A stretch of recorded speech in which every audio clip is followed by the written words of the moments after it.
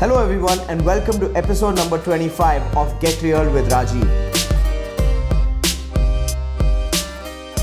Today we complete our silver jubilee with this episode, and I want to say a thank you to each and every one of you for asking such insightful questions and engaging with this series. So let's jump into today's episode, and Pawan is going to be the voice of your questions today, and like every episode we're going to answer 4 questions. So Pawan, shoot the first question.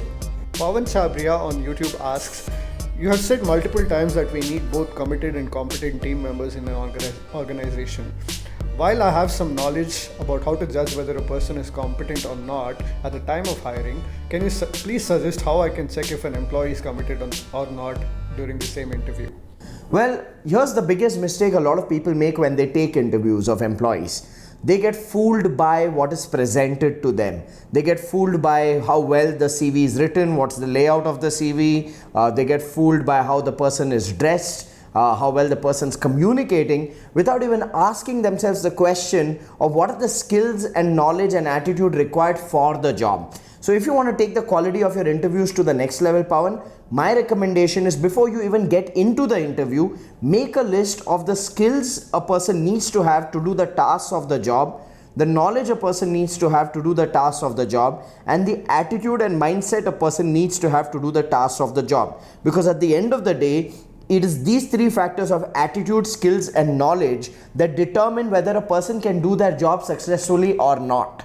Sometimes we hire people just based on the way they've presented themselves or the way they look or where they communicate in an interview. Guess what? Such smart asses get away with smart talk even through the workplace. They don't do the work, but they just talk smart and fool you into believing that they're capable, competent people. Talent is overrated. Performance is what matters. And for that, the person needs to have the right skill, the right attitude, and the right knowledge. So make that list and then come up with questions to ask them to check whether they have those skills or not, whether they have that knowledge or not. If it's technical knowledge, then you ask direct questions. But if you want to know a person's attitude, then you don't ask them direct questions. You don't ask them questions like, are you committed? Are you hardworking? Are you honest? Because people will bullshit to you through their nose, and that is an ineffective question. I call it a Miss World question, because in a Miss World beauty pageant, those are the kind of questions they ask. What will you do when you become Miss World? And you have this woman who says, when I become Miss World, I'll spread the message of peace and brotherhood. I'll take care of the wild animals, endangered species. I'll make sure there's no plastic in the ocean. I'll spread the message of green earth.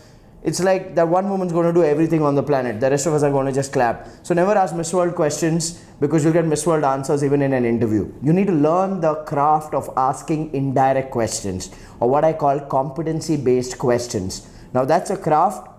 One of the resources I could recommend to you is to go on Google and type star interviewing model, and you get a whole list of questions to ask to check whether people have the skills, knowledge, and attitude that you are looking for in an indirect manner. So check out star interviewing model on Google or on YouTube. So that's one way of doing it. But I think it's largely the preparation, Pawan. That's the important part. Listing the attitude, skills, and knowledge that a person needs to have to do the tasks of the job, and then creating questions is one way. Giving assignments. Come up with assignments to give people before you hire them. Mock work to give them before you hire them, because when you give them an actual job task and you see how well they do it, that itself reveals the proof to you whether they have it or they don't, and that's based on which you can make decisions. So I have a simple theory on hiring: no ask equals no task. What do I mean by that? No attitude, no skill, no knowledge equals no task for that job role to that person. So I always say, check the ask factor, then give the task to that person. Otherwise, don't hire them.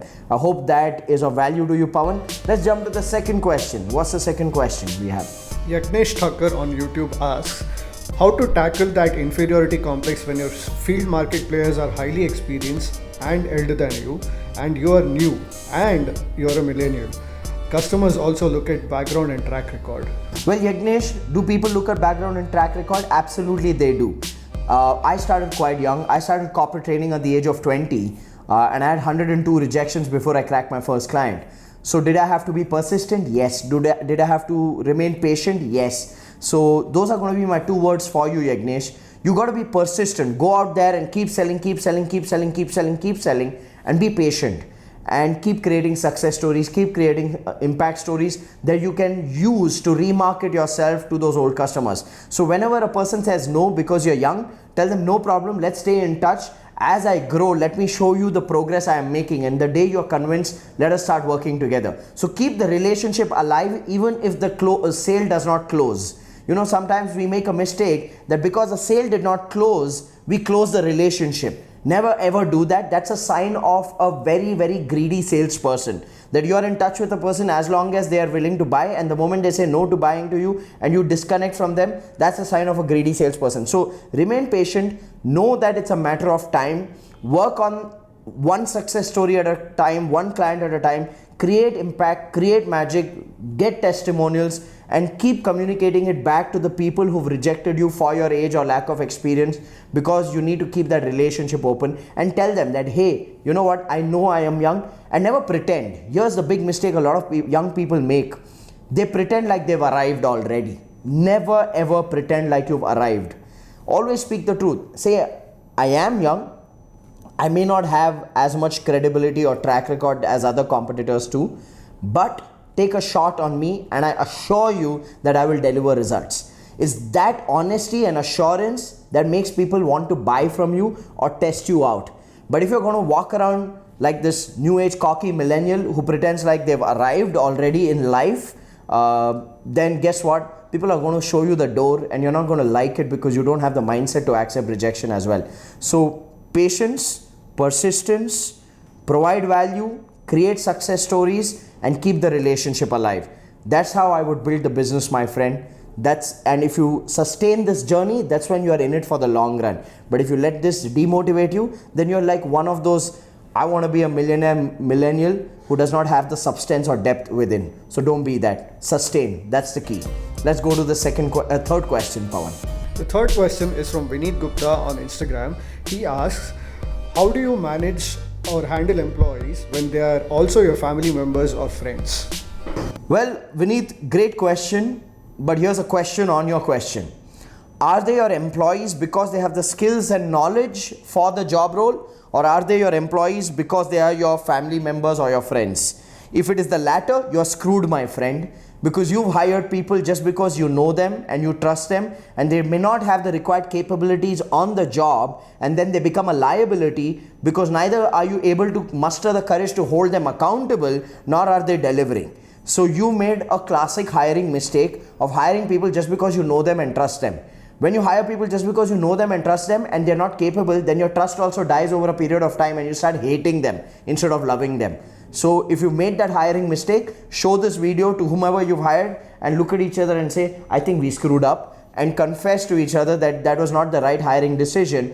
Or you map the skills and knowledge they have to an existing job role where those skills and knowledge can be useful and give them that job role, or you just part ways. Don't stress, don't lose your sleep, don't sit and try to pull this through even if it's not a working relationship. So that is if you have people who are your relatives or your friends but they don't have the skills and knowledge.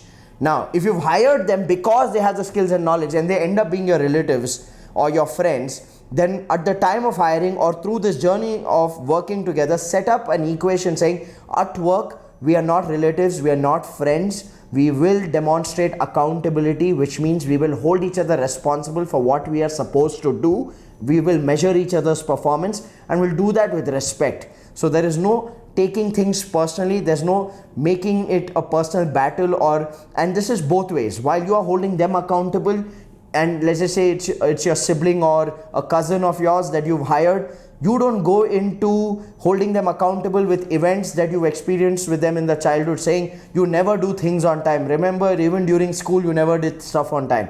Then you make it personal. You got to stay objective to the situation of work. You got to stay objective to asking questions on what was missing from their end that stopped them from achieving the results. What did they learn out of it, and how are they going to produce the results? What are they going to do differently?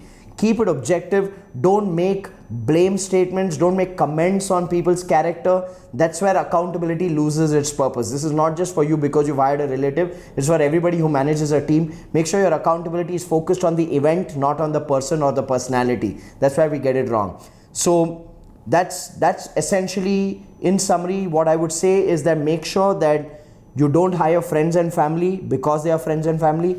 You hire people because they have the skills, knowledge, and attitude for the job. And even if they end up being friends and family at the workplace, have a system of accountability and reviews, and create that permission with each other to hold each other responsible, hold each other accountable in a respectful manner. That's how I would deal with it, Vineet. Let's jump into the last question for today. The fourth question is from Pranav Deshmukh on Facebook.